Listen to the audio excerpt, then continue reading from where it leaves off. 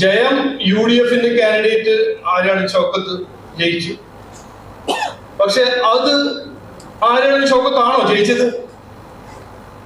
ഈ റിസൾട്ടിന്റെ ഒരു അനാലിസിസ് നോക്കിയാൽ ആരെങ്കിലും ഒരു ഡിസ്കഷൻ BJP-കാരാവണമെന്ന് ആവശ്യമില്ല, ഒരു മീഡിയക്കാരനാണോ ഒരു അനലിസ്റ്റ് ആണെങ്കിൽ ഈ ഇലക്ഷന്റെ റിസൾട്ട് നോക്കിയാൽ എന്താണ് നമ്മുടെ അതിന്റെ ഒരു അസസ്മെന്റ്?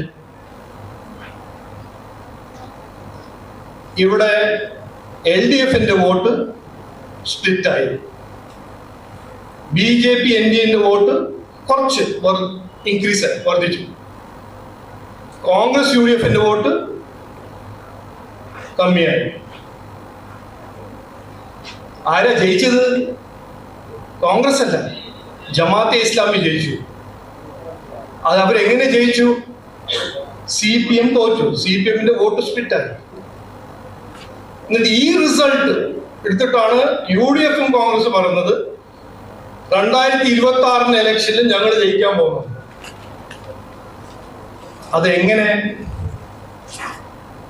ഇന്ന് UDFന് ജയിക്കണമെങ്കിൽ 26-27 സീറ്റ് ഇനി അവർക്ക് പിടിക്കണം. അത് സത്യല്ലേ?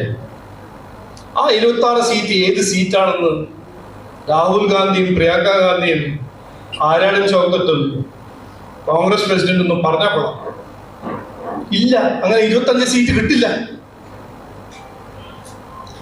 പിന്നെ ഈ ജമാഅത്തെ ഇസ്ലാമിന്റെ ഈ രാഷ്ട്രീയം നിലമ്പൂരിൽ നടക്കും, പക്ഷെ മറ്റേ സ്ഥലത്ത് ഒന്നും നടക്കില്ല.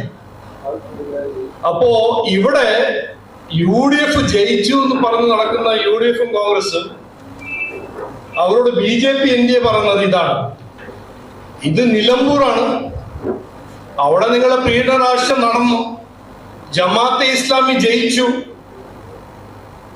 അത് സത്യമാണ്. പക്ഷെ ഇതുകൊണ്ട് 26 UDF ജയിക്കുന്നു പറഞ്ഞ് നടക്കുന്നത് ഒരു നുണയാണ്. അത് നടക്കില്ല.